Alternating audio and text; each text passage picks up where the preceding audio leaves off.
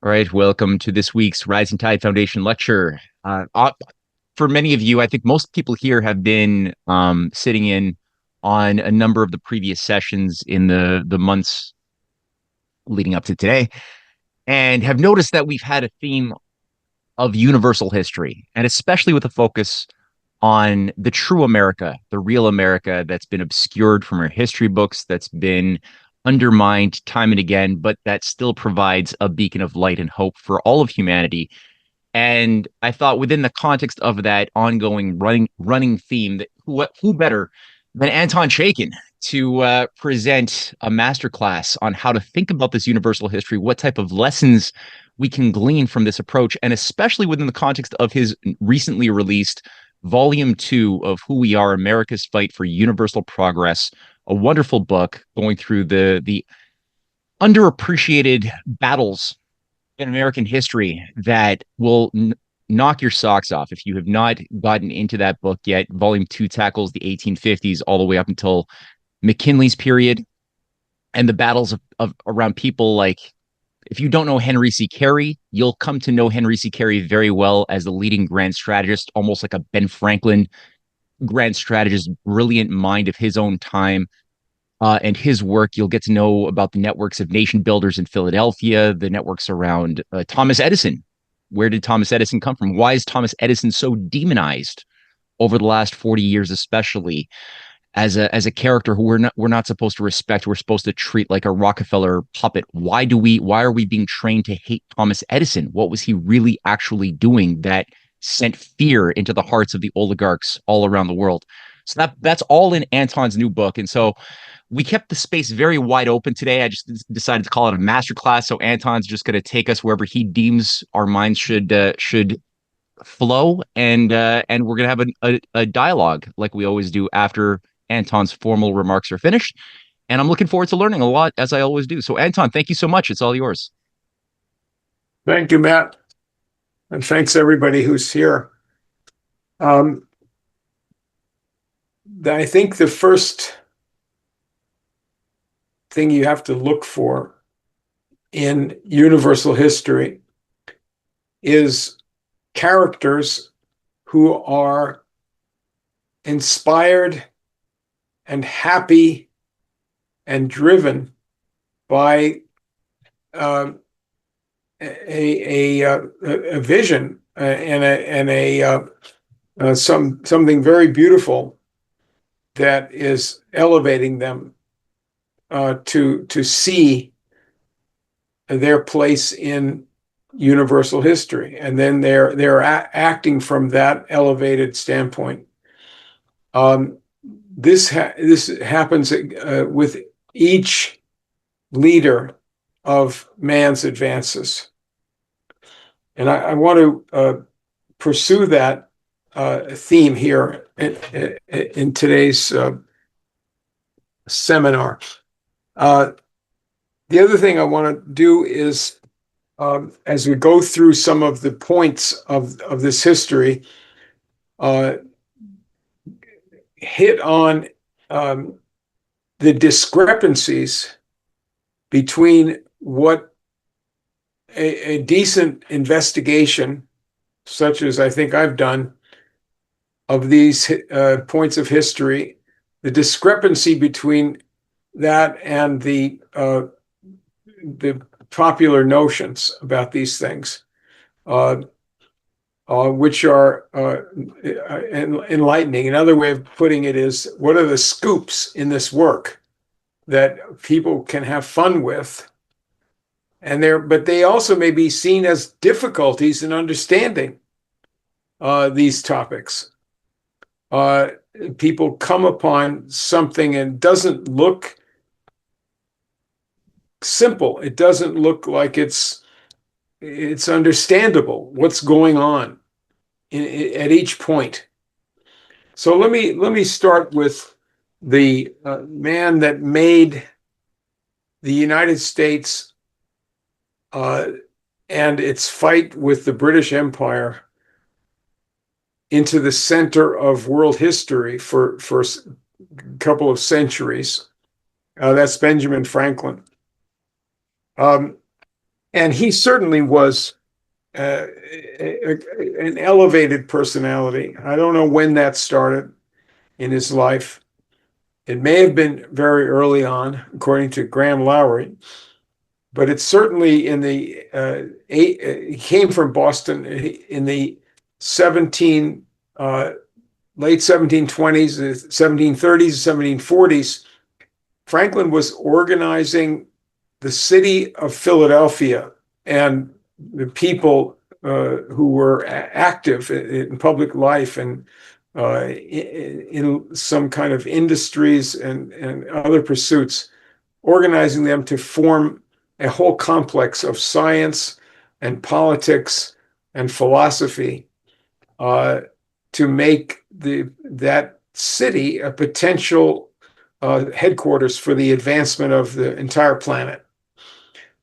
And that's what happened. Um, so he subsequently went head to head against the leaders of mankind's enemies, particularly Lord Shelburne in Britain. So Franklin comes into public view in the world as a scientist, electrical scientist, one of the greatest advancers of electrical science. And it wasn't just tinkering with this. Priestley, Joseph Priestley, his protege in England, wrote the history of electricity and started with Franklin's work, extensive analysis of Franklin's work in electricity. But he was known, therefore, in Europe and the colonies as a scientific leader. And when the British Empire in 1750-51 put through the Iron Act, forbidding American colonists from producing iron out of iron ore, then Franklin responded to that by declaring that the British Empire would fail with that kind of an attitude, and that the America was going to double its population. I think it was every 25 years, and that was the progress that Americans would proceed with. He then went to England, and he was there for 18 years. I have that as the launching point for volume 1 of this Who We Are series. There he had a group among many circles that he worked with, the Lunar Society in Birmingham. These were men of genius and inspiration, anti-imperialist, anti-slavery activists. These are the people that organized the canals of England, that organized the steam engine project with Franklin as the master spirit and science advisor of that project.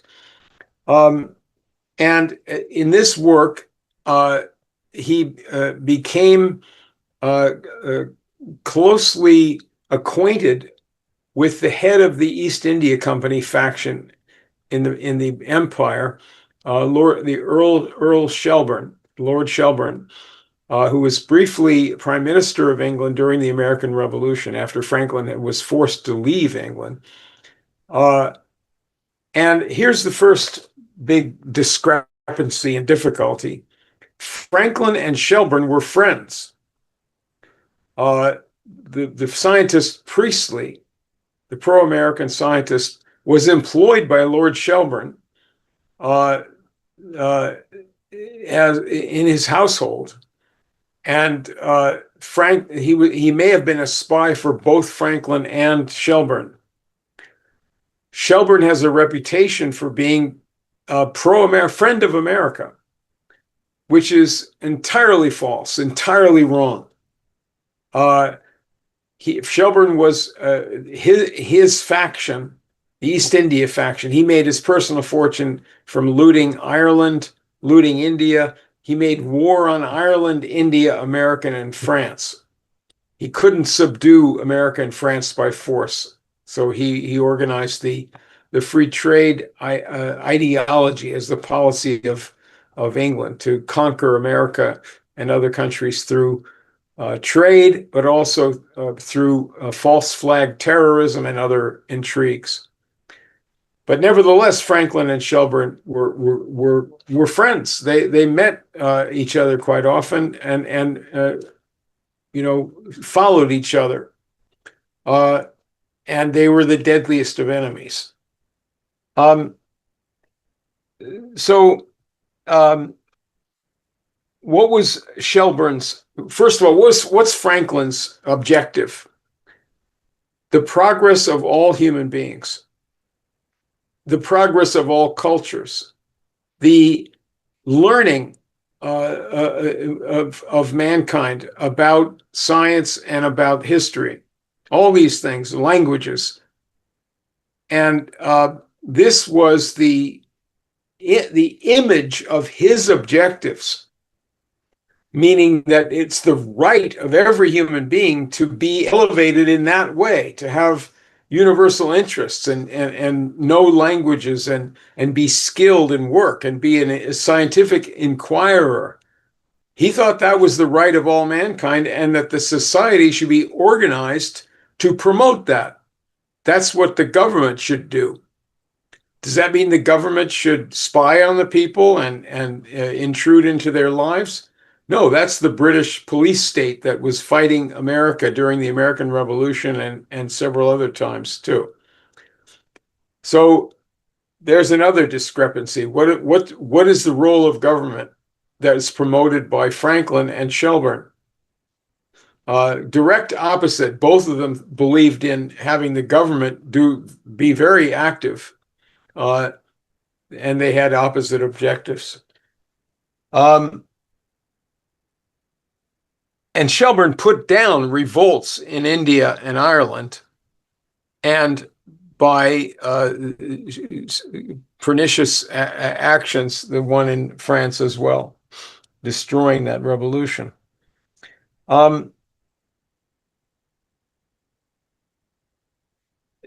The complex of science and politics and industry in Philadelphia remained the center of American nationalism and strategy making all through the 19th century. Another point at which, and this was also in Philadelphia, which was the capital of the United States at the time, in the 1790s, the fight between Hamilton and Jefferson. I'll just mention that there's a difficulty there. Jefferson wrote the Declaration of Independence, but didn't believe that people should have good jobs. Well, how is that square? Well, this is the second Thomas Jefferson. He changed sides, and that's in my book. That's what you have to understand. I'm oversimplifying it, but the whole story is there. In the 1820s, later on, after the Free Trade Party, the imperial influenced faction squelched our attempt to get industry in the United States. We had a brief nationalist control period in the 1820s, the first phase of industrialization. This was followed, and again, there's a discrepancy there. Andrew Jackson portrayed as a hero by populists, a friend of the working man who actually encouraged workers to get the right to vote, white people anyway. And how could he be an enemy of the progress of the common man? Well, you have to understand the political economy, and Jackson's rule as president turned over power to the slave owners and their financier allies for a whole generation. So there's another point of this discrepancy and this difficulty. Lincoln's identity is definitely a discrepancy and a mystery to many people. That's how I start the second volume with the unknown Lincoln. You ask the question to any person interested in history: do you know what Lincoln believed in? What were his policies? What were his political ideas? Aside from the question of slavery, uh, what measures did he take as president? What did he believe in all of his adult life? And it's all in the headlines. This is not something that is some deep secret.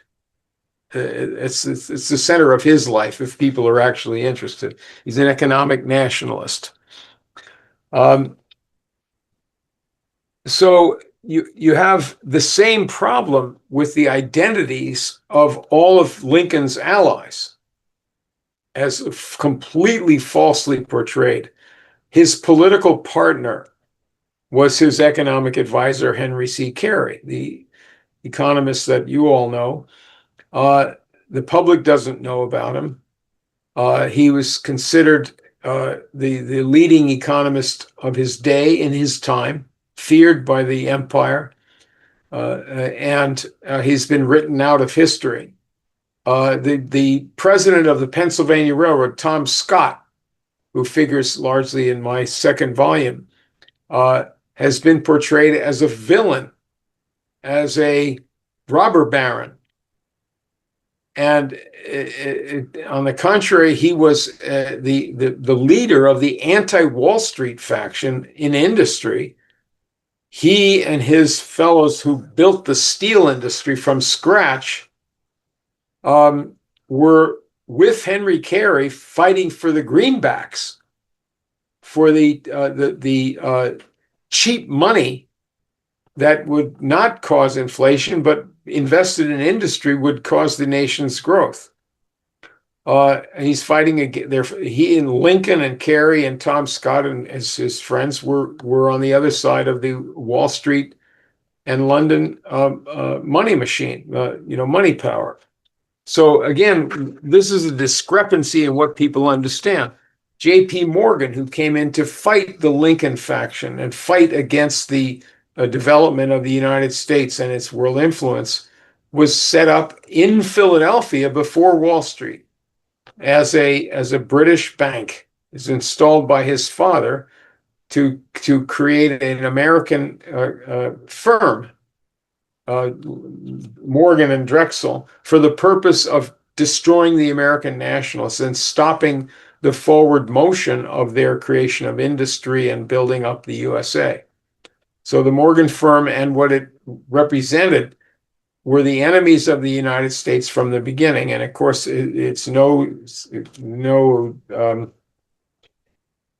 no accident that Morgan's firm in a later generation were the leaders in the Council on Foreign Relations and related associations that deindustrialized the United States and the advanced sector, worked to deindustrialize Germany and other places, and tried to do the same in Russia and so forth. So let's get into I want to go beyond this to the period that's going to be covered in the third volume of my work. I'm working on now the research. So Teddy Roosevelt was in a faction in Boston, New York, and the South, the same faction that was at war with Lincoln. And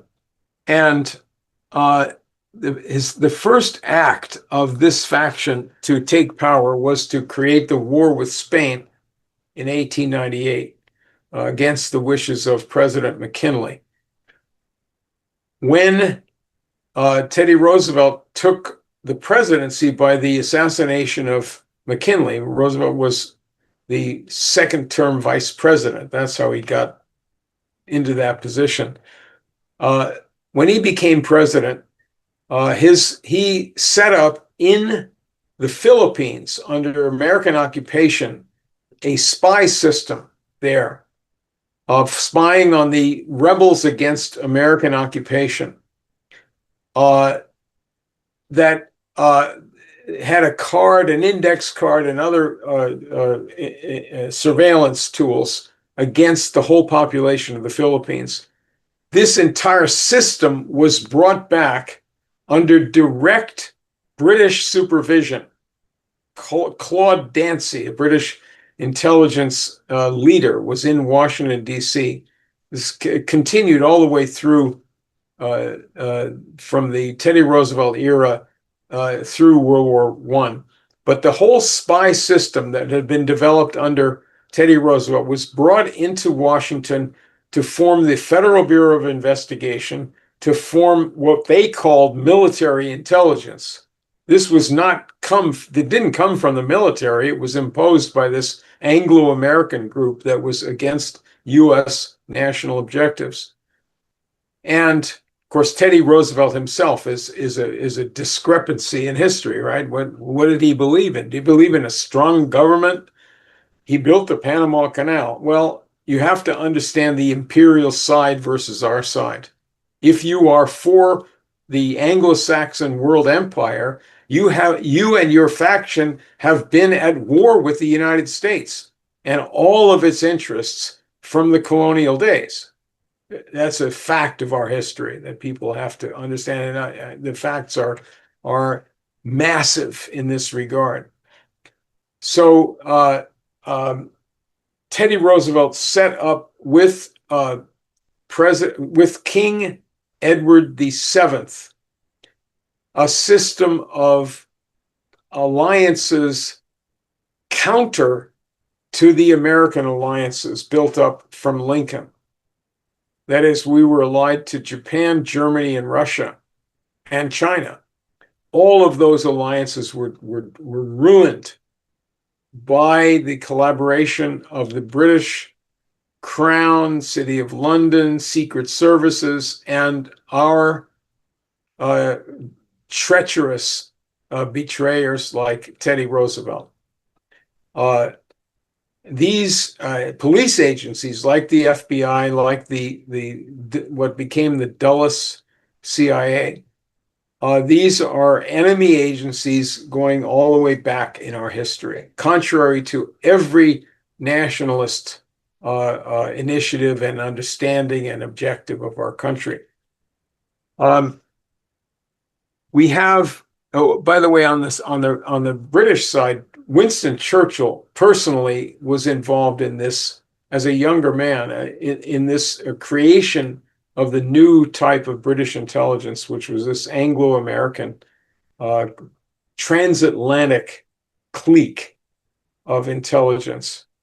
And despite his opposition to the Nazis at a certain point, was a profound believer in the degradation and withdrawal of all rights from mankind.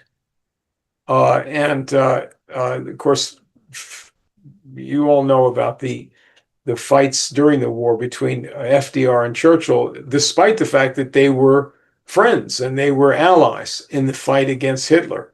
They were also the deepest enemies, just like Franklin and Shelburne. Roosevelt's objectives for the world after World War II were betrayed when Churchill's faction got their hooks into American policymaking at the end of the war after FDR died, even though Churchill was thrown out by the voters in England and the Labour Party was elected. And one of the reasons that the Labour Party was elected is that the voters were very aware that the City of London represented the enemy of themselves and mankind. And that was instated at the time constantly. But nevertheless, Churchill, who had been prime minister, was leading people like Harry Truman and Dean Acheson, who worshipped the British hierarchy. And so we betrayed our heritage, allied ourselves with the imperialists. This is where the tragedies that we have with us today, preeminently the tragedies of the Israeli, monstrosity, the betrayal of Judaism by the leaders and much of the population in doing massacres of their neighbors, and continuing to wallow in the retribution that was set up as the inevitable permanent situation by the British and the British and their American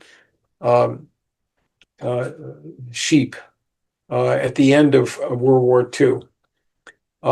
They set up the same situation as, in a sense, in India and Pakistan and so forth. People today who, and of course the war now going on against Russia, it's simply returning to the objectives of this faction, this clique. This is an old clique.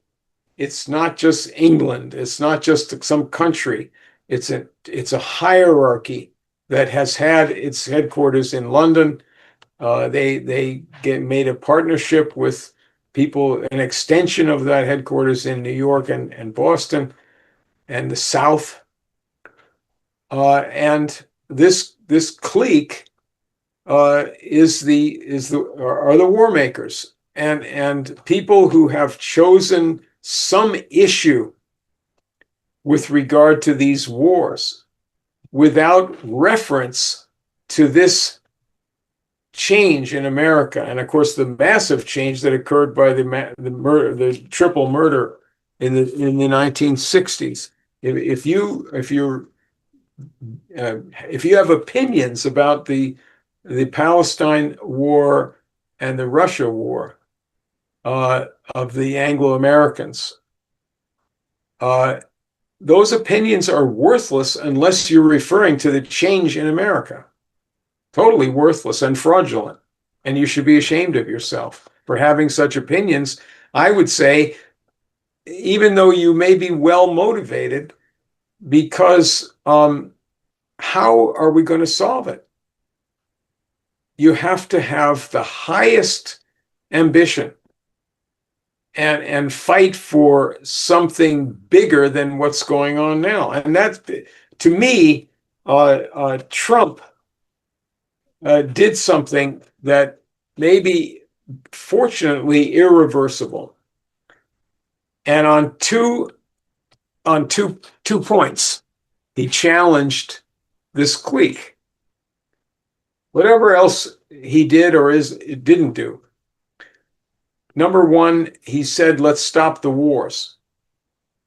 And number two, he said, let's stop free trade.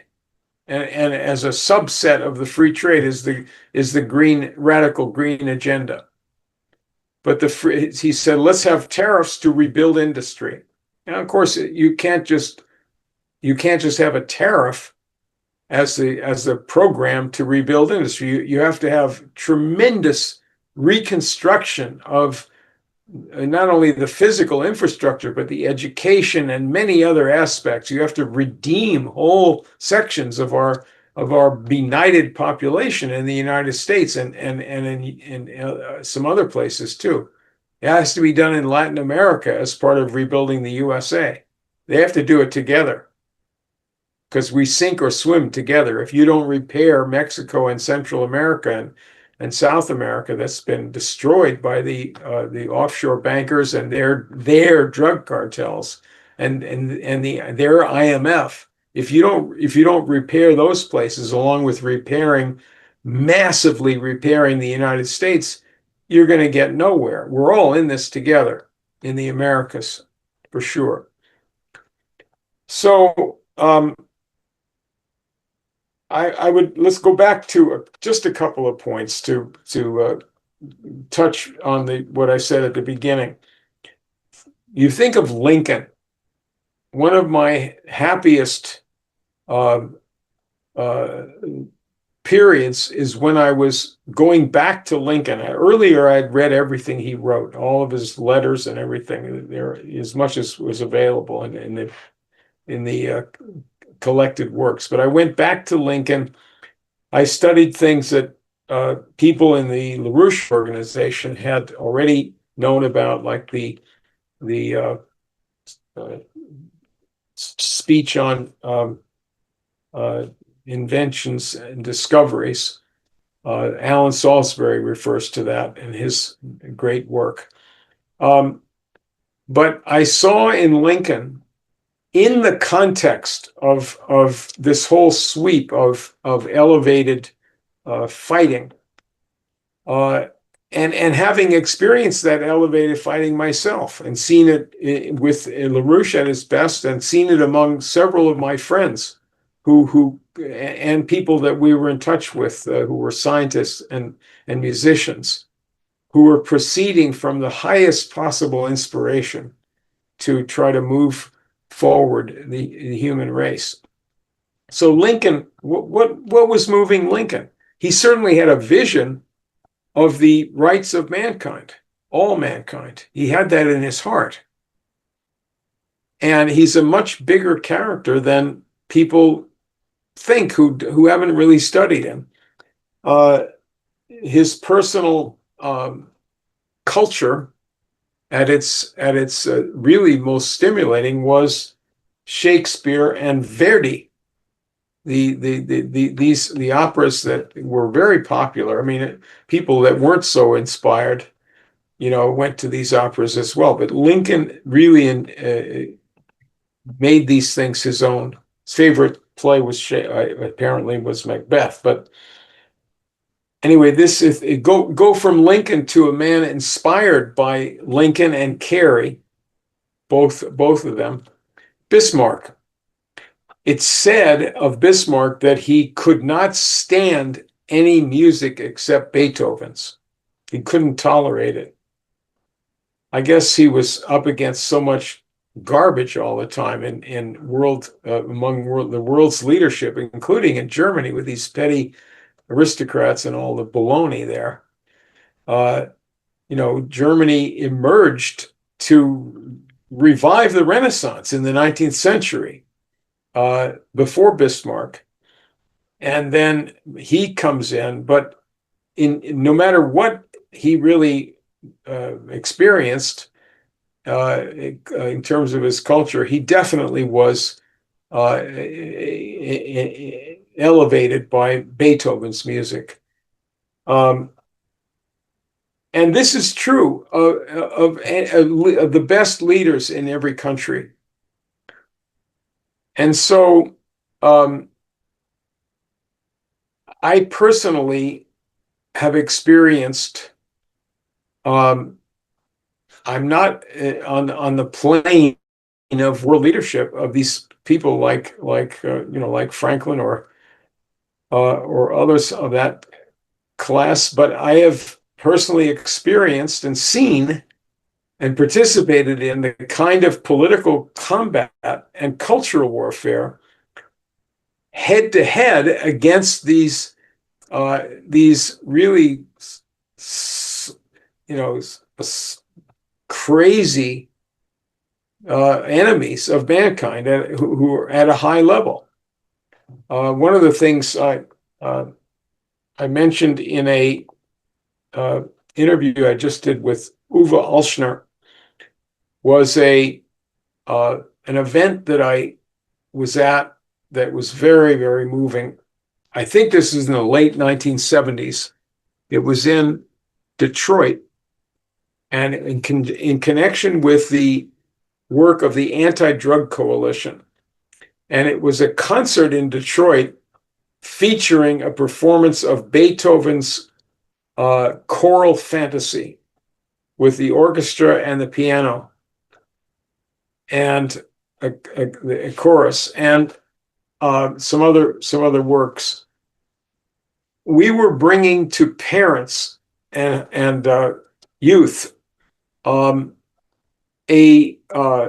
first of all, a fight against anything that degraded them, particularly marijuana and other drugs, and a taste of the classical culture that would was and what we were lead, and also the science work, the space program, fusion, that would lead these people to an uncharacteristic ambition, a surprising ambition of supposedly ordinary people, ambition to think of all of the world's advances and discoveries and cultures as their right to know and to have, and a higher living standard and a better future, and to have an ambition. We wanted them to be so excited about this, discovering this whole realm of human activity, that they would be capable of breaking out of the hold of the dystopian and pessimistic philosophy encouraged by the establishment, especially after the Kennedy murders. So we were quite successful in that for the period that we were able to do it.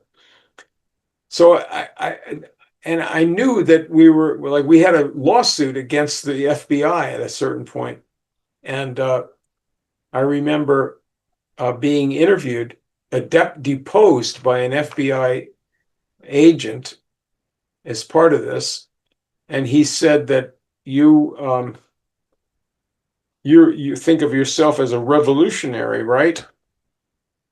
I don't know how I answered that, but he said, well, you're sort of like, wouldn't you say that you're like George Washington, who broke the law and tried to overthrow the government?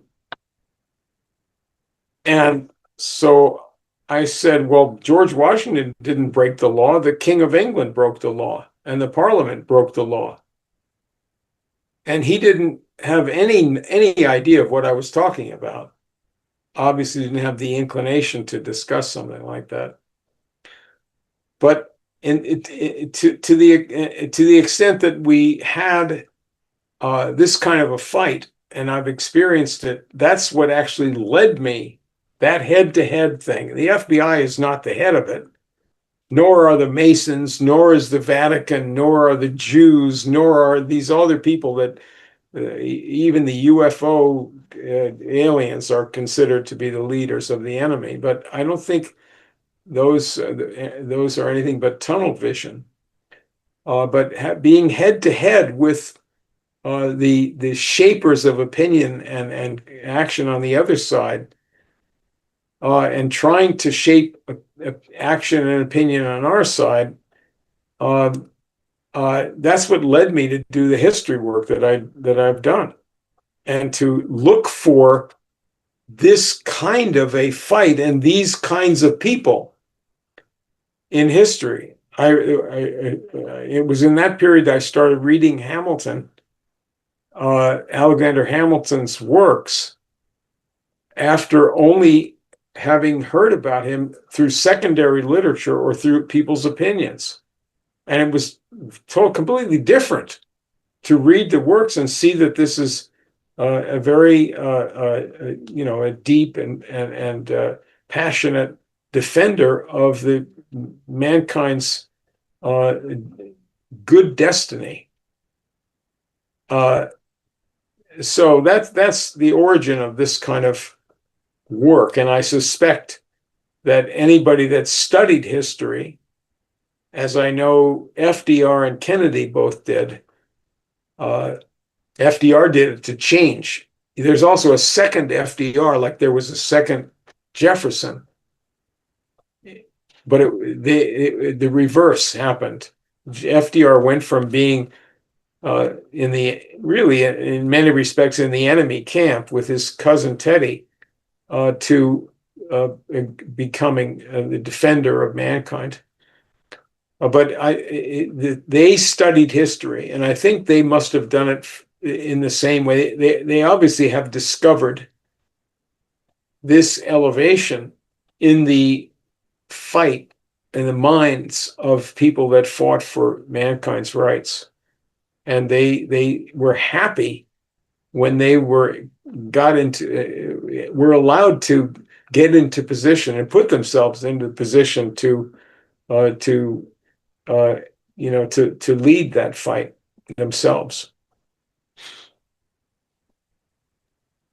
So that's what I wanted to say, and unless we can have a good discussion, maybe. Yeah, that was good. That was really good. No, and I think it really got at the essence of the fight, which is cultural. And a lot of people, they put a lot of attention often, as they should, on the material aspect of the geopolitical analysis. And it's there's a lot of news feeds, commentators, and it's good to pay attention to these things. But what's more important than that aspect, because the oligarchy thinks in terms of the bodily, the physical, the intellectual, and the spiritual different facets of the human condition at the same time. That's how the oligarchy thinks. They're much more integrated, although with a very bad um, paradigm animating how they think about managing these three aspects of the human condition. The most important thing is the cultural warfare and the cultural fight, which gives us the ability to develop the deeper faculties and potentials that we all have as babies to be brilliant and matured, integrated, where our minds are obedient to our conscience, and that can internalize as efficiently as possible the lessons of the past for good and for bad, with an outlook to the future. And so you find that when you read the writings of Lincoln, and you read the writings of Ben Franklin and his essays concerning the increase of mankind that you referenced, you're like, okay, these people really saturated themselves in a culture that they selected, which they judged would make them more efficient at carrying out the task that they gave themselves of making humankind a better place than it was before they got here, right? Before they were born.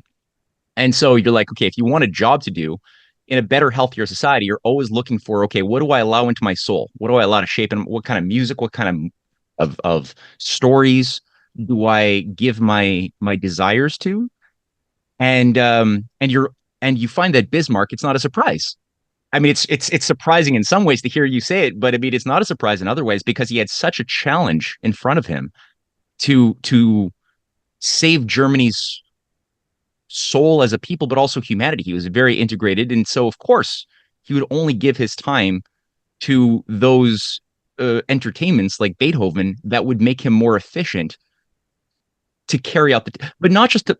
Then you could say, oh, but that sounds like utilitarianism. And it's like, well, it's useful, it's true, but it's also, he took joy out of it as well. So like you said in your opening remarks, these characters like a Bismarck, like a Lincoln, like a Ben Franklin, like a Franklin Roosevelt, there's a discipline within them, like a rigor, self-awareness, but there's also a freedom, a joy, which is also present more deeply. And so it's really, when you read their writings, you're like, oh, that's what makes these people possible, so that they could like navigate in very complex situations that most people who have not developed themselves would not be able to go into a whatever, like a Lord Shelburne style salon, come out in one piece. They couldn't do that. That's right. Whereas Ben Franklin, he's like always nonlinear. Like he's thinking, he's keeping himself together, but he's able to go in and tell jokes. And you got it with Spotswood too, right? Spotswood, the most evil creeps from the Hellfire Club community in the colonies.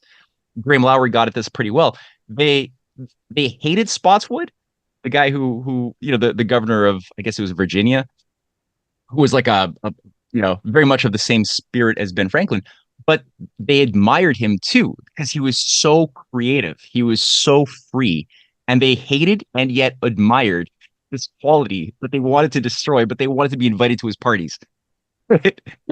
That's right. I find that all very, very funny. So all that to say, I appreciated this so much, and especially the relationship that you had to these ideas, which I also I this identify with as well, because coming into the Schiller Institute and meeting up with like LaRouche and the ideas he brought to the plate, it's really transformative. And without that exposure to the cultural fight, which combines science and technology and arts and political freedom, I don't think I would have the faculties currently to do anything useful for humanity. And I see that you've also just been so moved and transformed by that experience over the years as well. It's nice.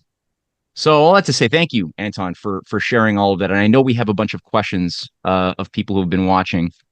Um, the first person I think I saw who got in there was Bruce early on with a twofold question. I defer to Peter Nikitas. Peter Nikitas has been deferred to. Peter, you're up.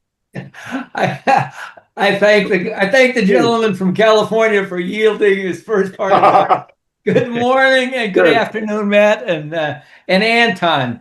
I have an observation and a question. The struggles that you described in the last 30 seconds of your lesson, Anton, I am seeing in rural counties in Wisconsin in a different plane in probate and guardianship courts with the fights for fundamental liberties of individuals and families. Because I'm learning in a true but not so funny way that whereas counties have had the power for many years to take away children from parents, they're exercising the power to take away parents from their adult children in estate planning and guardianship cases to separate them from their hard-earned wealth. And that's another story for another time. However, my question is, do you see the war against Russia since 2014 as a new version of Operation Unthinkable? Churchill's conceived a war against the USSR in 1945. Yes, of course. That was the Operation Unthinkable, as I remember, was the plan, the Churchill and his friends' plan for atomic bombing of Soviet Union after the bombing of Hiroshima, after the end of the war. And so it wasn't unthinkable to them. But it is a continuous war. There was a pause in this war for a few years when FDR forged an alliance with Stalin. But this war continued up to the present time. There's another pause for a little while at the end of the Soviet Union, and when the wall came down in Berlin, people didn't want to. It was very popular to end the Cold War at that time, but they went right in and tried to create looters and destroyers of Russia. Now that the Russians didn't have a strong state, they didn't have a Soviet, government, so now they were vulnerable. So. And then you get a progression to this policy through, what's his name, Brzezinski, Carter and Brzezinski, and other ways of attacking Russia. You have to, up to the present. So it's there. The policy from the London Center and from their faction in the USA has not changed for well over a century. I think that you can, an easy way to sum it up is to say that in the late 19th century, the United States had forged the most important world alliances, friendships, not military alliances, but they were the most important alliances, nevertheless, between the USA and Russia, the USA and Germany, the USA and Japan, and the USA and China. That didn't last as long as the other ones did. And Japan was then was out, and then Germany was out, and then Russia was out. The British saw all of these American links, and where America was trying, the best of America, the economic nationalists, the leaders that I've been talking about, were trying to boost these countries into power, into higher living standards, into industry, defying the free trade dogmas and defying the imperial imposition. So the British, aside from breaking these alliances, came up with a general program at the beginning of the 20th century to encircle and destroy Russia and Germany. This involved an alliance with Japan for the attack. It involved destroying China in different ways. And it involved using the flaws and problems in the leadership and culture of Germany and Russia to bring about militarism in Germany and the communism in Russia. The fall of this kind of American influence and the program for universal progress that had been pursued by the best leaders of all of those countries in the 19th century: China, Russia, Japan, and Germany. 2 world wars came out of this. The First World War was definitely a result of the combination of the British King Edward VII and Teddy Roosevelt, and the reorganization of the entire British government and secret services, creation of the modern secret services for this purpose, to cause a war. The United States underwent its own reorganization. The Constitution was trashed in 1913. The creation of the Federal Reserve as a central bank in an international network of central banks, which came under direct British control and manipulation during the 1920s. And the income tax amendment, all of that, both of those in 1913, as part of putting the United States into an alliance with Britain to have a great war and destroy the forward advances of civilization. That was the purpose of this. It was not defending anything in civilization. It was on the part of the worst elements in the British Empire to destroy everything that mankind holds dear. That was the purpose. And the Germans were stupid enough in their Kaiser and that the cousins of the British monarchy to go along with this and fall into this. But that was the plan. Germany was wrecked. And then when Hitler was boosted by Montague Norman and their gang during the 1920s and 30s with Schacht and so forth, so this is a big history. Then this, what a good book called Conjuring Hitler, something that people should read. They characterize this as raving automaton, Hitler. What was the result? The result was that Germany, in many respects, ceased to be a nation after World War II. And I think in many ways, the United States as well. We were deprived of our identity. Germany certainly was. It had its best identity in the Bismarck years, when it was Bismarck was seeking peace and progress for his own people and other parts of the world. Helped America build the Northern Pacific Railroad. So if you go back to the origins of this war against Russia, this is something that's been going on for a long time. The United States had a friendship with Russia all throughout our national existence, except for the times when our country was misled by this transatlantic gangsterism, which in the past 60 or 70 years has controlled much of our policy and our culture. But that's the origin of it. And to the extent that we would have normal relations with Russia, almost all problems could be solved.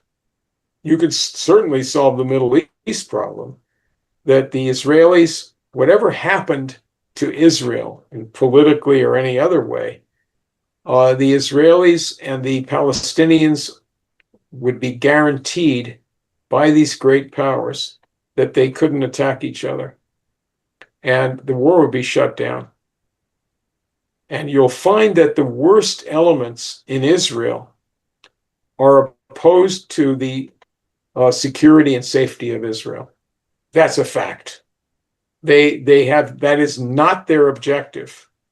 Their objective is, I think it can be easily proven that the objective of the most radical pro-war elements in Israel, their objective is the destruction of civilization. And you can characterize it any way you want, but it's the same thing as some of the worst idiots who have misled Christians into this kind of Armageddonism. So, but Trump challenged that. Those wars are still going on. But again, this is an old fight. My father was briefly part of that just before the end of World War II, when he and after this was in June, well, I guess the end of the war in Europe before the Japan, and where he called for continuing a friendship between the United States and Soviet scientists, even though he criticized the Soviet government. So it's an old fight. We have to. It's a central objective. It should be for every peace and progress lover in the world, to see that we get normal relations between our countries, USA and Russia. Bruce, did you want to throw out your question yet, or do you still want to let it percolate a bit more? Oh, I'm ready. Anton, how would you describe John F. Kennedy's understanding, or his evolution of understanding, but particularly his understanding of the British alliance, if not infiltration, after World War II, up to obviously his administration? What's your best understanding of his thinking about that? Well, remember that his father was ambassador to England, and was very close to the British aristocrats who were in the pro-Hitler faction, led by, I would say, Lord Halifax and Montague Norman. Halifax is an aristocrat. Montague Norman is a banker. But his father, the family was over there, and then during and just after the war, John Kennedy saw power politics, and also saw understood the leadership, of our country, of Franklin Roosevelt better than his father did. His father went back and forth from being a Democrat to being, hating FDR, I guess. But so when Kennedy was in politics in the 1950s as a congressman and then a senator, he must have gone through I can imagine a sort of a panic in his heart to see this kind of betrayal of humanity by the British and their pro-imperial friends, like the Dulles brothers and Atchison in the Democratic Party, to see this going on again. Didn't we go through that? Didn't this lead to World War II? People say, well, we better stand up to Russia because we didn't stand up to Hitler. That's completely wrong. It's completely false. The people who want you to, quote, stand up to Russia are the people who gave Europe to Hitler and built up Hitler and developed Hitler. And Kennedy saw that. He knew that history. Probably a good deal of it from the inside. He also acquainted himself with his own Irish background, very important. His family going back to the 1798 revolt in Ireland were fighters against British rule there. And so he appreciated things. He also appreciated England and could see, the way someone might appreciate America, but could see what it did wrong. If you didn't appreciate England at all, you can't really criticize the British Empire. You have to love what was good about England to hate the British Empire with any real good knowledge. And he had that. He understood that.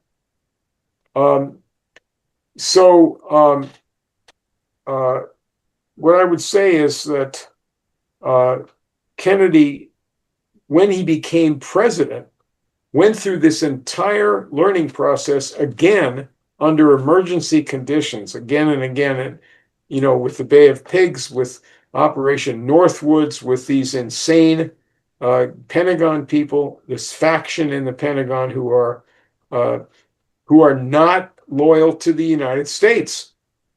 And how can I say something like that? Can I call someone a patriot?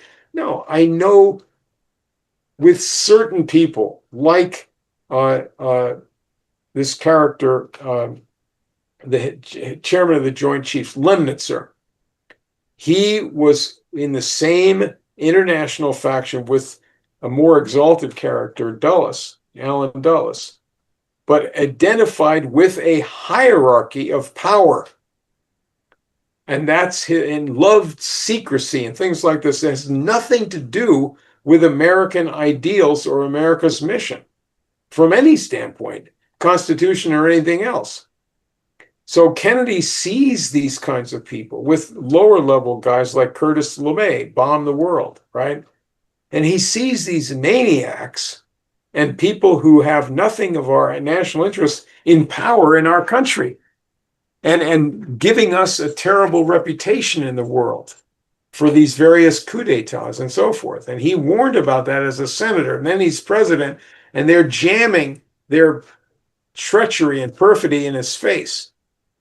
And so he had the nerve and summoned up the courage, which I think he did show during World War II in his brief, in his naval service. He summoned up that moral courage and probably physical courage to stand up to some of these bullies in person. And crafted various initiatives like the space program, the moon program, and like the atomic energy program, and the vision of the deep space program, and his whole efforts to take the side of the third world and restore American influence with them in competition with the Soviet Union. That wasn't for a war with Russia. That was to restore the USA, and then we could cooperate with Russia.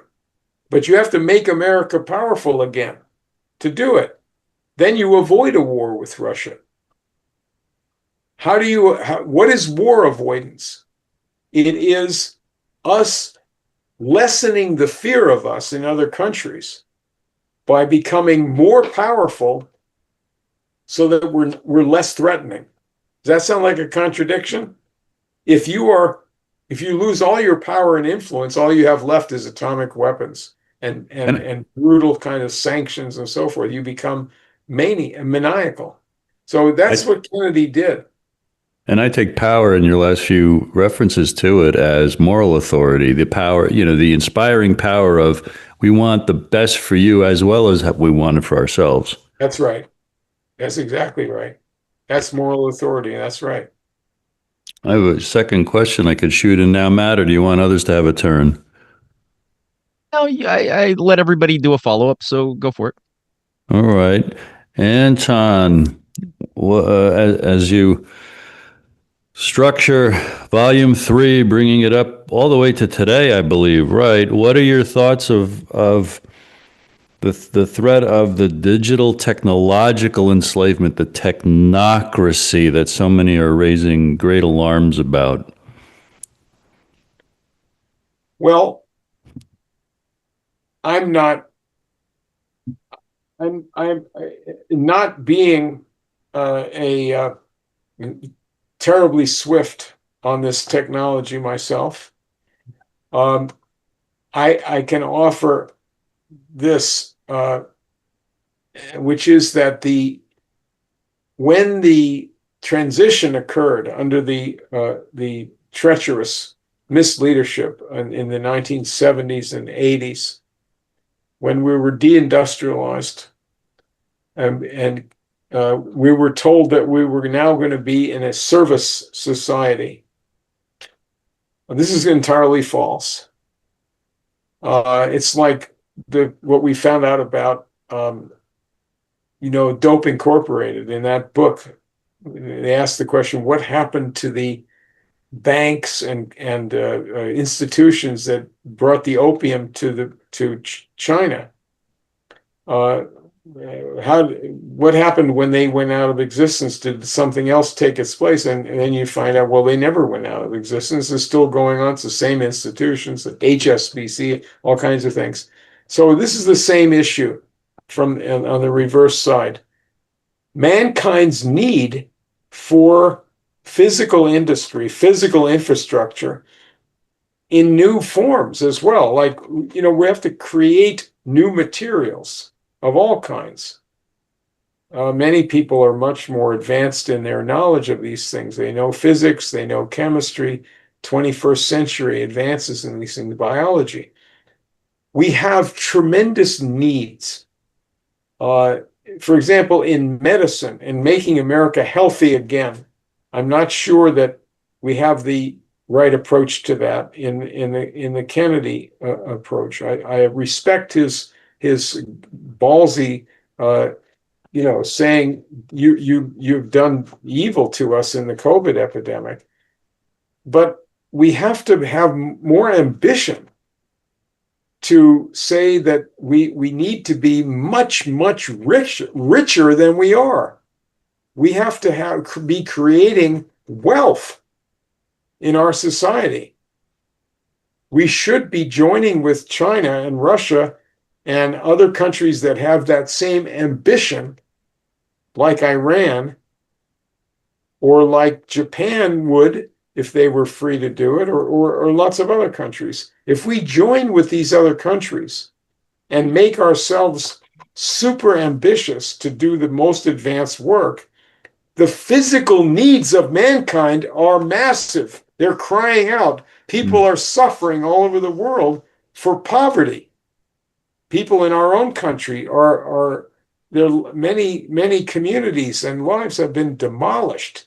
People are on the ground. So the physical infrastructure, the scientific advances that we haven't done, the high-speed transportation, the wealth of all kinds, new cities. Oh, we'll never build new cities. Well, did we ever build cities? No, that's just a myth. We never built any cities. They were always here. Aliens built them. That's the mentality. That's what people in Thailand thought in the 19th century. They had canals that were built by, in previous generations, going back hundreds of years. The people didn't even know about that. They thought these were natural waterways. And so we have to be ambitious if we're going to solve these problems. Now, what do you call it? AI, aside from the obvious problems like that it's incompetent or could be incompetent, and that if you try to substitute that for human leadership, you're obviously going to fail. It's also, it's obviously the tool of surveillance and the tool of warfare. That you get a big budget item for AI, and you justify that in the highest circles by saying that we need this massive budget for AI and for their AI factories and their use of electricity because they're going to give us military dominance. And of course, not only is that a bad thing, military dominance by these people, but you'll never have military dominance. Those are just people that are fooling people. How could people like that ever have dominance? They don't understand the world. They understand the world less and less because they don't understand the needs of the world. So that's what I would say about it. But the physical needs of mankind, including education relating to physical needs, including culture that elevates you to be able to master that nature, those physical needs are massive, and they have to be addressed, and they take precedence in thinking over this kind of hoopla over artificial intelligence. Thank you. Thank you. Yep. Well said. Magdalena, and then we have Kitty Lawton as well. So Magdalena, go first. Thank you. Thank you. Thank you, Tony. Okay. Hi, Magdalena. Hi there. Magdalena is my partner in all of my work, and the ongoing work week to week. I'm the technical assistant, Tony. I'm the technical assistant. You're doing all the work. The heavy lifting is you. She gave classes on Teddy Roosevelt. It's wonderful stuff. Thank you. Yeah, go ahead. So I was very happy that you were saying about this ongoing, this battle between imperialism and versus republicanism. Not Republican Party, but republicanism. And I know I'm preaching to the choir here, okay? But I just wanted to refer to something because when I discuss here in Canada, I discuss I'm an ardent republicanism, okay, coming from Switzerland, and I got raised by my parents to be anti-monarchy. So I raise often the issue of Canada still being part of the British Empire. And I very, very often, most of the time actually, people just say, oh, don't worry about it. It's just on paper. It's just, a shell, so to speak. And so I had to laugh a lot the other day because, as you all know, Trump has been making jokes, or some people maybe serious, about Canada becoming the 51st state. And people kind of take it as a joke to a certain degree, but also they get very uppity and they get very, very hot under the collar about this.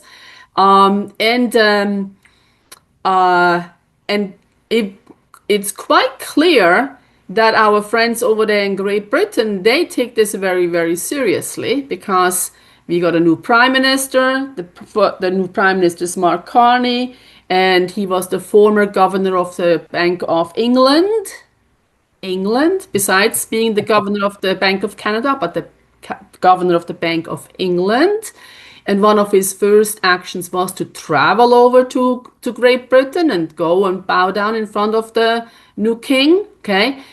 And I guess he was complaining about Trump over there because in no time, King Charles III came over here to Canada with his wife, Queen Camilla, to make sure that people understood that Canada is part of the British Commonwealth and not about to join the United States. Okay, so anyway, for me, it was a really obvious sign that this battle, empire versus republicanism, is an ongoing battle, and I wanted to see what comment you had about that. The United States, the transatlantic establishment within the United States, has an old organization formed in the 1920s, right after World War I, called the Council on Foreign Relations. And it is the elite organization of the bankers and the friends of this ideology of the British Empire. Now, notice that this is the premier and most prestigious organization of these elitist oligarchs within the United States. And it's the Council on Foreign Relations. In other words, they concern themselves with foreign policy. And you have to think about this seriously because the foreign policy of the country determines the domestic policy. In many ways, it's because you're connecting yourself to a global system, or you are projecting a different arrangement among nations of the world in which you play a leadership role to defy the empire. But what you are in your own country is first determined by your relationship with other countries, your foreign policy. Now, what is the foreign policy of Canada? Well, let's think about refugees that come to Canada, like refugees that come to Europe. I can't be certain about this because, and you have to correct me if I'm wrong, but I'm sure that there are some refugees coming to Canada that are fleeing from war zones. Yes. Right? The Ukraine war or the Middle East wars, many wars in the Middle East, all the wars of the Bush family and later wars, current wars. And so you have refugees coming to Canada, and the foreign policy of the establishment of Carney and Charles and all of these leftovers from the Middle Ages. You know, who would have thought you have institutions like these, monarchy and so forth. But their foreign policy is to cause the wars that produce nightmare conditions and cause people to flee if they can save themselves by being refugees. Mm-hmm. So the liberals, or those who say they are liberals, the word is obviously lost all meaning. But the liberals say that they welcome refugees, distinguish themselves from right-wing people who say they don't want refugees or who are demonizing refugees. And to that extent, I agree with them that it's wrong to demonize the refugees and to make that into something different than it is. Well, what is the problem? The problem is that the foreign policy of Canada, and until recently, the United States, was the foreign policy dictated from London. And that is a permanent war based on racial and religious conflict that is supposed to get worse and worse without end. And of course, that's impossible because there's a limit to how bad things can become before you have the collapse of civilization or the obliteration of the planet in some physical nightmare like nuclear winter. But that's the policy. The policy is to have the wars that cause people to flee their homelands as refugees. So if you say we welcome the refugees and you also favor the wars, and you deny even the right to speak of people trying to stop those wars, then you are a dangerous lunatic and a stooge of the people who are trying to so degrade mankind that they continue to rule over them without any real moral influence. Now that's the problem. That's the issue between Canada and England, and between Canada and the United States. There has been a challenge. It wasn't just Trump. There was a challenge in the population against the free trade policy, right? Against NAFTA. Auto workers were against NAFTA for obvious reasons, and other people. And coal miners and other people were against this radical green agenda. It's not intended. Margaret Thatcher started that policy, right? She's the green agenda of our time. What was her attitude towards mankind? Contemptuous. So that's the problem in Canada. And it's been the problem in the United States, the same thing. Is this foreign policy, a foreign policy dedicated to the destruction of mankind. And since that's not popular, forbidding resistance to it, and the resistance is based on discussion. It's based on education. It's based on discussion in depth and history. All of those things are barred or have been barred, but it's harder and harder for them to get away with it. Mm-hmm. So I think that Carney may have come in with a lot of prestige because of his level of connection to power. But I don't think that's going to last. I think he will become a very unpopular person because the foreign policy is so horrific that you can't just keep fooling people about this, and people are not interested in continuing that kind of a world, that kind of a slide to destruction. Foreign policy determines what happens in your domestic in the internal history of the internal affairs of the country. What your foreign policy is dictates what happens in your country. Yeah. Thanks, Tony.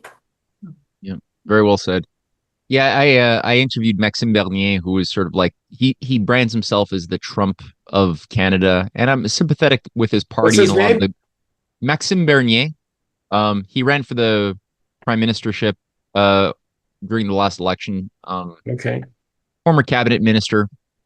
Anyway, some really good Canadians that I know run as candidates. So, I gave him my endorsement, but I had an interview with him. And again, it fell into that same trap where the very first, right out of the gate, when I asked him to just state what you think everybody should be thinking about, he went for the most populist, immigrants are a problem. It's the same formula.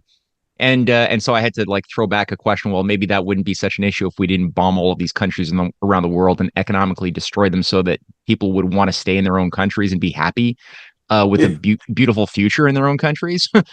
Which luckily he went along with that. He didn't push back on that. But still, it's a bad reaction, a bad reflex that many conservatives buy into. And they fall into this trap of this liberal versus conservative controlled opposition thing whenever they do that. Where the liberals seem like the most, Gavin Newsom seems like the most, protective, open person to protect people who can't live in their own countries to come to the United States and California. And Carney seems so open for protecting people from devastated African countries and Middle Eastern countries. And it's there's so many fallacies to this. By the way, yeah. Matt, on that, I've been doing a lot of interviews recently on radio and podcasts to try to promote these books. And I found in every case, I think almost all of them are with conservative profile hosts. And in every case, they might have been talking along these same lines about immigrants and so forth on their show. And then when they got me on there and I started going through some history from a different standpoint, they loved it and they were excited about it and they were happy to get out of this trap. That's not of their making. That's just what's out there. And so It's they're totally trying true. to keep up with the public. Yeah. But people love this, just like they love if you bring classical music to a high school, they love it. Even that's not part of their culture. They say, yes, let's have something better. Let's have something that it points to a future. Wonderfully said. Yeah, absolutely. Because yeah, there's like this bad reflex that's been baked into the behavior of conservative groups, but there's a spiritual disdain for the reflex. They want something that's more dignified. And so I'm really glad that we're doing this series and that you're writing your books, because there's definitely a yearning, a hunger for something of substance right now to replace the superficial stuff we're told to fight around. Very good. Petey, on that note, Petey, are you still there? I know you had a question about Russia, a question about Africa. Are you still there, Petey? I can't hear you, Petey. I see you, but I can't hear. I see your hair, but I don't hear you. Okay, well, you're working on the technical issue of the microphone. Keep working on that, Petey. I'll throw out a P.D. question to you. Lawton? Petey Lawton, yeah.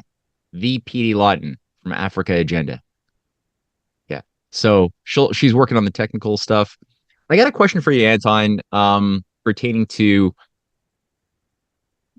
Ireland and the Irish Republican movement that got subverted in the 1790s, I guess 1798 or so. They had a really potent thing going. It was reminiscent of the better part of the French revolutionaries around Ben Franklin, and it didn't last long. Did you do any work on that? Can you say anything more about what were the flaws in thinking of the Irish Republican movement of the 1790s that resulted in them getting wiped out before they could really blossom? Well, let me answer that indirectly. I haven't studied in the 1798 revolt directly. Other people had criticized it, and some people had celebrated it among my friends. Um, uh, the French Revolution occurred right after our American Revolution was completed, and when we were introducing our government here, and this revolution was crippled by British intervention. Jefferson spoke about this later on, even though he denied it at the time because he was sympathetic to the characters in England that were bringing this false flag terrorism and so forth into France. So there obviously throughout Ireland's modern history, and probably before that, I don't know, but in the modern history, there's time after time false flag intervention by British intelligence and British agents in Ireland to cause sympathy, to go against rebels, and to go against true nationalism, to introduce bombings and things in a way calculated to hurt them. In the case of all of the countries that have been subjected to this kind of imperial policy intervention in various ways, intrigues, false flag terrorism, fratricidal warfare encouraged by the empire. In all of the scenes of this, the Indian subcontinent, France, Ireland, what's required to me as a burning issue is a nationally supported inquiry into the history of the nation. That's what's needed. When I did the work made some discoveries about how Bismarck changed his policy and became a leader for the progress of Germany in his time. I was astonished to see that people in Germany were not only didn't know about this, but they weren't interested in it. Mm-hmm. And this is a phenomenon in many countries that people, well, it's obvious why, because the people have been told and have been educated, miseducated to believe that there's no such thing as elevated and powerful leadership. There's no such thing as benefactors of mankind. That couldn't even be possible in history, except for people using violence or martyrs or whatever. But that the other side, the demons of history, have the upper hand, have always had the upper hand, and what's the use of it? They don't even know about this national current in history, which is a continuation of the Renaissance, the national ideas that came out of the Renaissance. They don't know about it, so they haven't promoted this, but that's what's needed. The history of Ireland, with the leadership of Swift, with the what is their relationship to the better sides of the Commonwealth Party. The Commonwealth Party was Milton, but it was also Cromwell, who was a mass murderer in Ireland and a thief of the land from the Irish people. So are you going to investigate the pro-Republican element in Britain? You have to.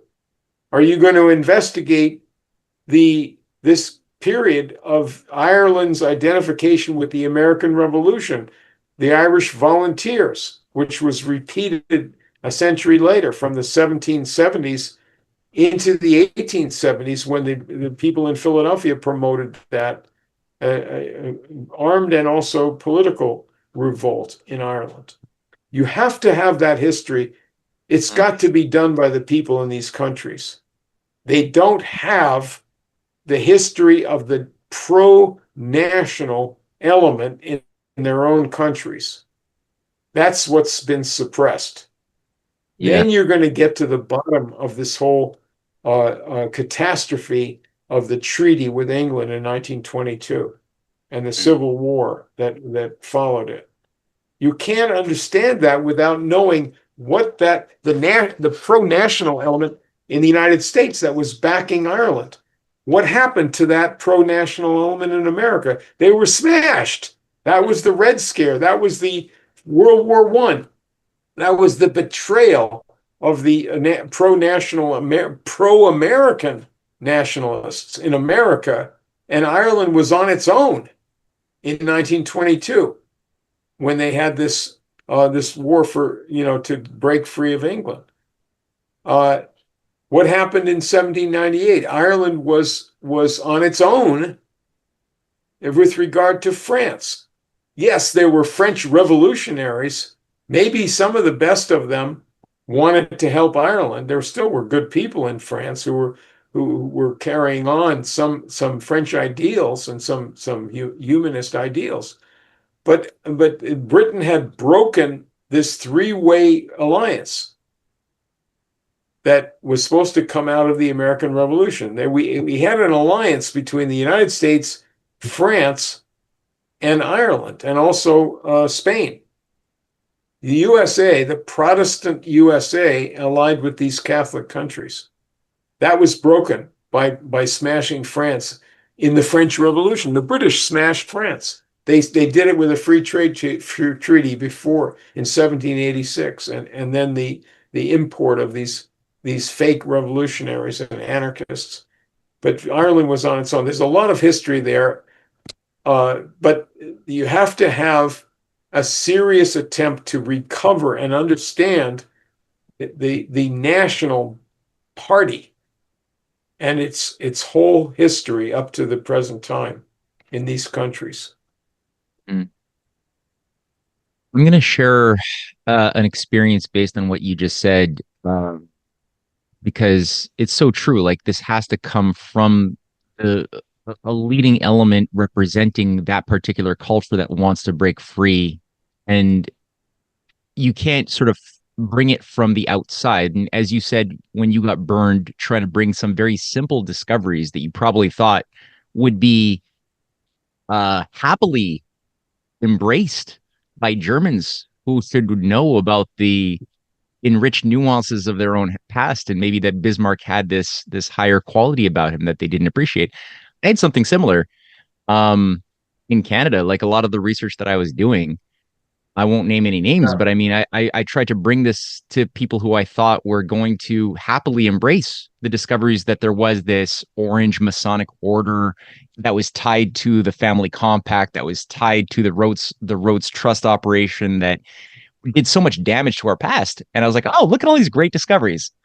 And look at all these like wonderful people who they tried to smother, who are like these wonderful heroes of our past who we could like be inspired by. And instead of getting like embraced by a lot of these discoveries that I thought were going to be like empowering, I got hammered. And like all of a sudden I got treated like a terrible, like, I don't know, a disruptive agency that was trying to, make people's lives difficult. And I have a friend as well who tried to bring up the issue of Charlemagne to some of our friends in Europe, and how Charlemagne was creating this multicultural pact between the Muslim and the Chinese and the Jewish and the Christian worlds in the 8th century, 9th century. And he got hammered for like even trying to suggest that the origins of Europe as we know it are founded upon this fight and its subversion. And you're like, oh, so I get it. Like I understand psychologically where it comes from. And what you said is really useful to add meat on the bones. But also like for those people who ironically have been able to introduce big changes, they've been able they like whether it was Dvorak, right? Like Dvorak created something that no American seemed to have been able to create. Now, Dvorak came from Eastern Europe as a musician, but he was able to come into the United States as sort of somebody who was free from, I guess, the subjective uh, shaping of a lot of the what was going on in the United States experience, which was very messy up until that time. And he came into the U.S. in the what 1880s, 1870s, maybe 1879. And his Later, yeah. job was to figure out how does he create an authentic school of music that would involve the embodying the spirit of the native, of the black, of the frontier culture, but then incorporate the highest discoveries technique wise of counterpoint polyphony that was developed in Europe, but create something new that had never existed before. And he knew that he couldn't just bring that as an outsider. He needed to find a way to cultivate leaders who could incorporate his insights as into their own and then make it their own and do it themselves, which he was able to do in a certain degree, though it was also unfortunately subverted. But it's an irony to me that it had to come from sort of an outsider in some ways who was untainted by who could look at it more objectively, like the culture and judge its fallibilities.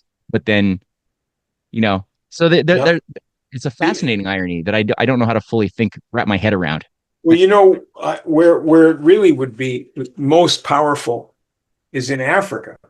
Mm, There's been lots of work about ancient African, empires and nations. But what's really required is a look at African nationalism in the modern period. The challenge to European imperialism and colonialism by people who wanted to build up the living standards of Africa. And I'm talking about people that Kennedy, for example, would classify as nationalists and not communists. That is not simply the Soviet policy. His work with Kwame Nkrumah was criticized. Kennedy's alliance with Ghana's Kwame Nkrumah was criticized by Al Gore's father, Senator Gore. saying that Nkrumah was a communist, which is totally false. I don't know. He might have been. You might call him a socialist, but it's irrelevant because he's a nationalist, as were most of the communists who did anything in Russia and China. They were nationalists. Put aside the bogus ideology from Marx or the bogus history that they had, but the African nationalists, which include Arab nationalists of the best variety, Nasser and others, people who were nation builders, and up to recent times, this is a long history that is in many ways at the center of world history. And it has to do with a struggle, it's a counterpoint to the struggles of the USA, the best Americans versus this Anglo-American cabal. What's going to be our relationship to them, and who are they, and it involves people commonly overthrown or assassinated, like Lumumba, right? Like and Nkrumah himself, and other Black nationalist leaders and Arab nationalists. So this is a history that needs, as much as we know about it, should be understood. And again, there needs to be a real deep, nationally and internationally supported search for an understanding of this tradition in opposition to the European empires, and in favor, and in opposition to the IMF conditionalities and the dullest policy and so forth, to build high living standards, high energy consumption, modern cities, modern transport, and so forth. What is that history? What is it through the whole period of the Cold War and afterwards, in the period when Africa is being suppressed and destroyed with all the wars and so forth? What is the actual history from that standpoint? It's not a history of 1,000 different events and people. It's a thread that you have to be able to follow of a policy orientation for both national development and, in some instances, it was called Pan-Africanism or regional development orientations. But it's the pro-development side within Africa. Yeah. And related to anybody that was favorable to that in Europe and the United States, or in the communist sphere. But look at the history of these nations. It could be more striking than the other histories that you could do, because it's a shorter history. Even though you have cultures that go back centuries, but you have a short history of so-called independent countries that are not really independent under the thumb of this neocolonialism. That would be something that is something that I like to refer to all the time, and I wish I knew more about it, and I would yearn for the creation there, as well as in Europe and Canada and elsewhere, of serious efforts. You and your friends have done the only serious Canadian history that I've ever heard of. We got to magnify that throughout the world. China needs that for Chinese nationalist history, and it has to be in relationship to the real USA. Russia needs that, and Russia has it in many respects, but I've done some new work on the American history that relates to Russia. But all of these national histories and the history of the National Party are international in their actual in their substance.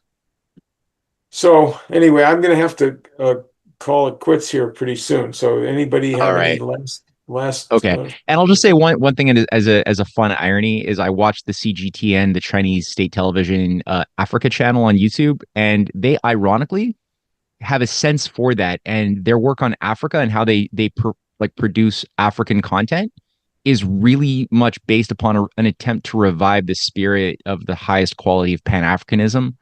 Of yeah, it's really really noble what they do and the quality of their approach to composition.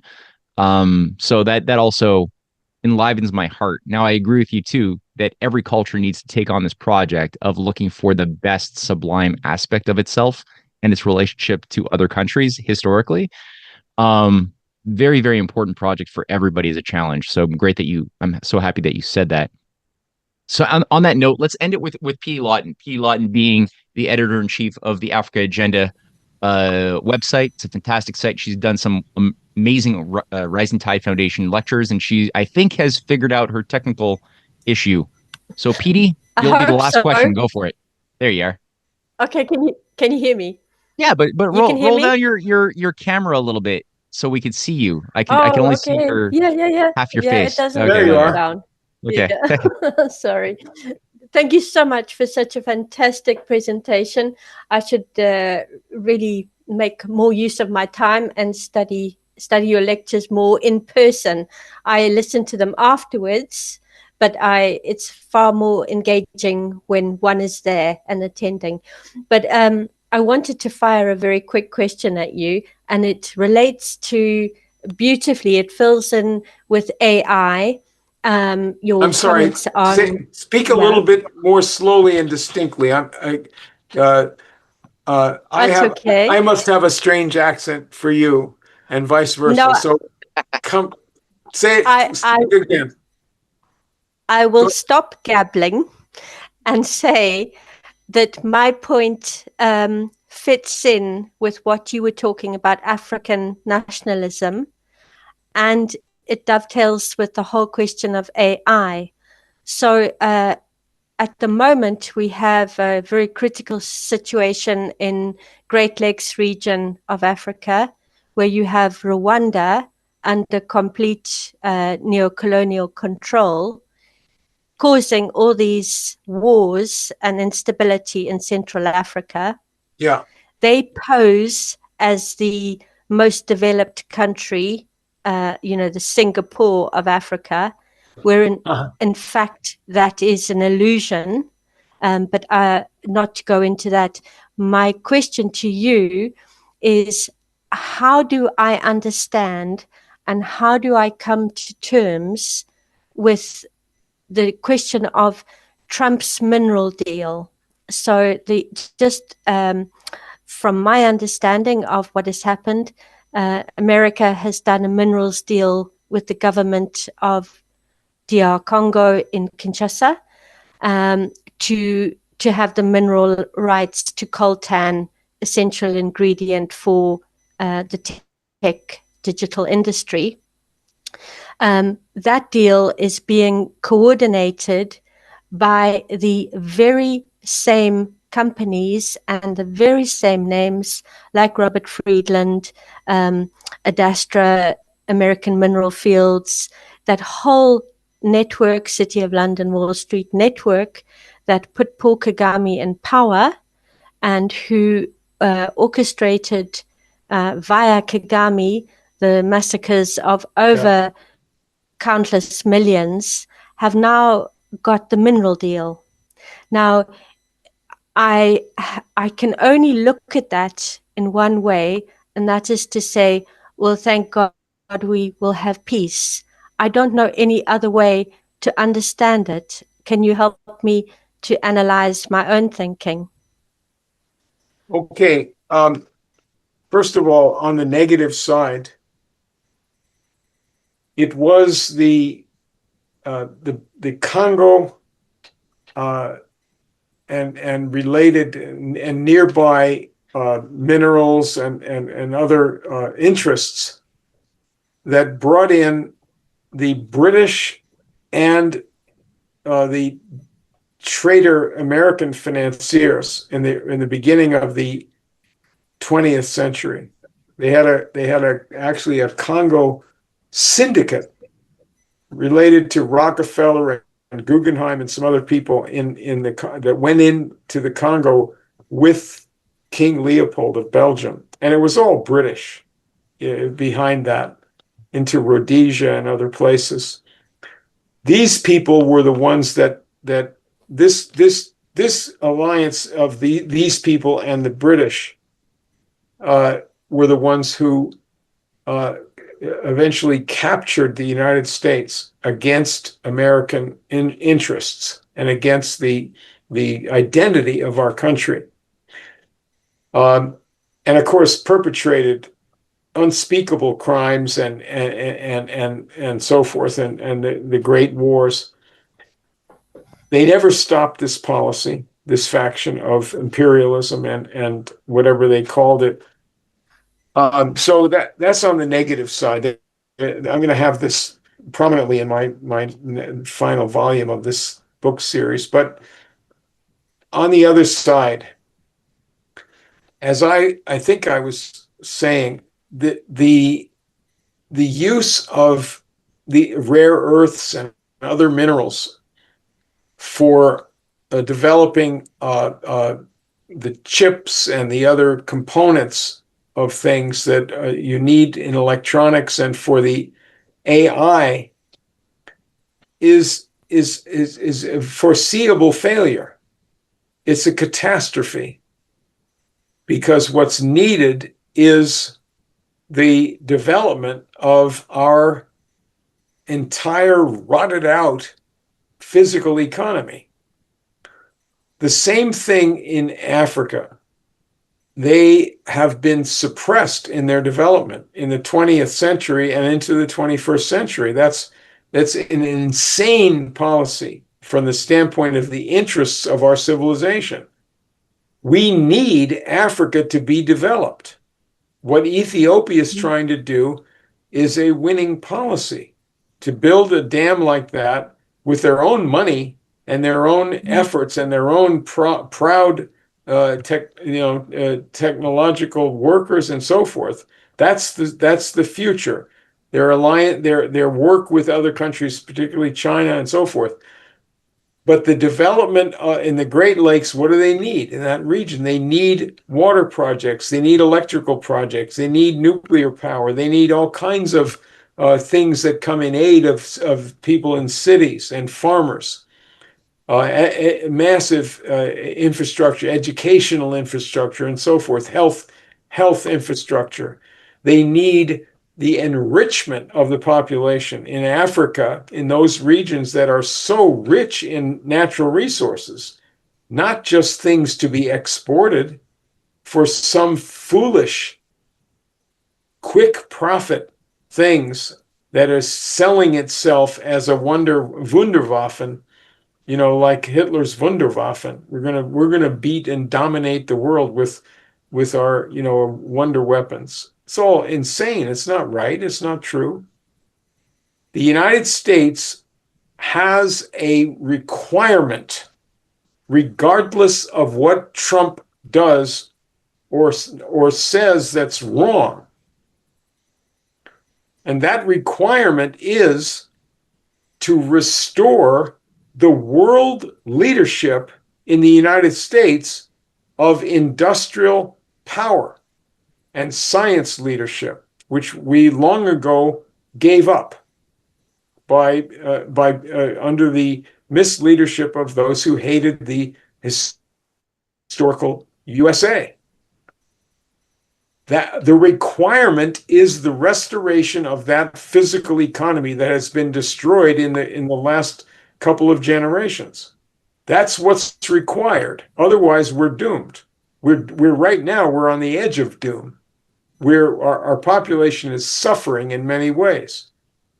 The same thing goes for Africa, but the two things are connected. The United States economy needs Africa to be developed. We need Latin America to be developed. If we were to carry out that kind of development jointly with other powers like China and Russia, if we were to be a leader in that serious development of living standards and productive power in Africa, we would massively improve the economy of the United States. I'll give you an example of what happened in the late 19th century before Teddy Roosevelt became president. the United States built all of the components that went into the building of the Trans-Siberian Railroad. Most of them were produced in Pennsylvania. The railroad cars, the steel for the rails themselves, locomotives, and so forth. There were tens of thousands of American jobs from that. And they were not just jobs, they were the kind of industrial work at the forefront of industry that would be boosting other elements of our economy. Capital intensive, energy intensive, knowledge intensive.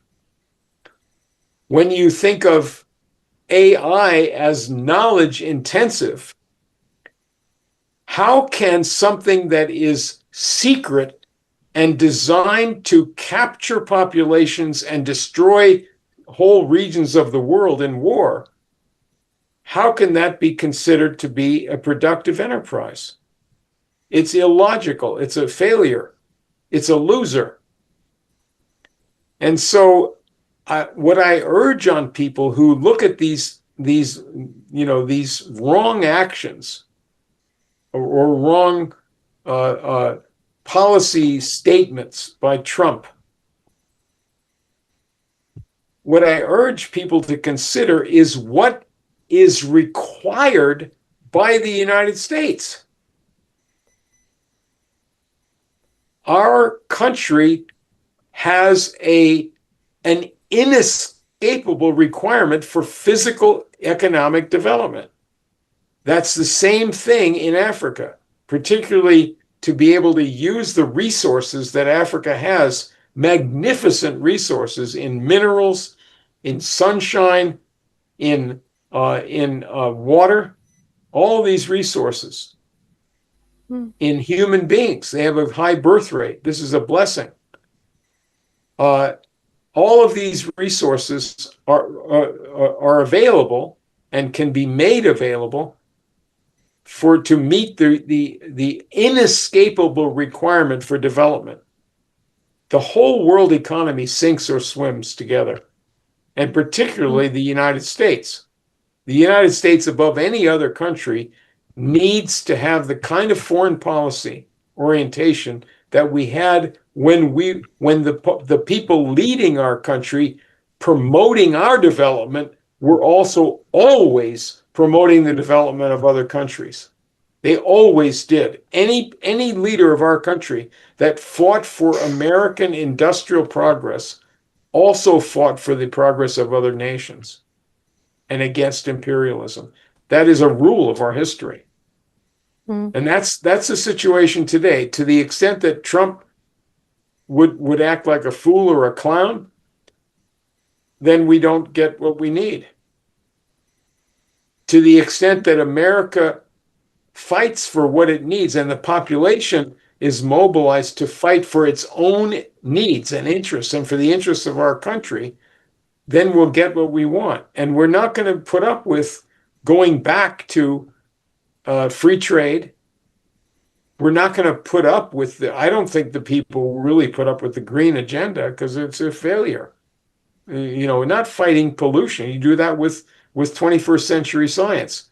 But the whole idea that you have to give up energy and reduce the population, that's just mass murder. That's all it is. And they are applying that to Africa. So stop the wars and let's get rich again. Let's enrich our society here and there. But it's a requirement. You have to look at it that way. This is what's needed now. It's urgent. And if Trump doesn't do it, we have to have some other leaders that will. We have to have new leaders that will be very popular in our country. If they go for the population is not in favor of free trade and deindustrialization. That's proven. Democrats have failed. The old Republicans have failed. The only reason Trump was popular in a lot of the population was because he went against that misleadership of this anti-development establishment. That's the future. If we have any future, that's the future. So we should have confidence to say this is what we have to do. This is where the future is. Don't fall into the posture of being a despairing critic of something that's wrong. We are the only hope for our country and Africa. And we should be confident that this is the history of every advance we've ever made. That's how we did it in the past. We're going to do it in the future. That's how we did it. That's our future. You know, if our children and grandchildren want to be the engineers and the astronauts and the leaders, they have the right to do that, don't they? It would be very popular. You could get 80% of the people to vote for that. What's Elon Musk? To the extent that he's got his eyeballs looking in two different directions. So what? So what? What does that have to do with our future? Nothing. We need rockets. Why won't he even discuss, if he wants to go to Mars, why won't he discuss the serious program that Kennedy had and any other serious person, which is to have new technology that accelerates your spacecraft all the way and most of the way, and you get artificial gravity on the trip, and you do it in a few weeks instead of a year. It's not practical otherwise to go into deep space with people. Why not discuss that? Because you're not oriented to the new paradigm for the world and for our country, which is restoring tremendous ambition, which we had. We used to be the country that could do anything, accomplish anything. Edison has represented that. Lincoln represented that. Jules Verne's book, From the Earth to the Moon, they had a big cannon that shot people up from the USA to the moon in that science fiction story. And it was based on the idea right after the Civil War, which people in Europe and elsewhere had, that Americans are the people that can do anything that they set their mind to for the greater good. Is that the idea now? No, it's just folly. But the challenge to the establishment is very popular. Nobody's going to resist that. Keep it up. That's what we have to keep up. We have to get new leadership on that basis. Anton, thank you so much for going through this today.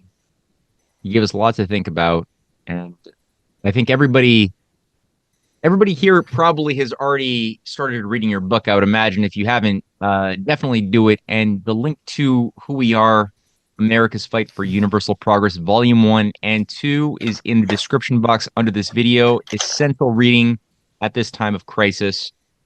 Thank you so much. And thank you, everybody, for sharing your time this Sunday afternoon.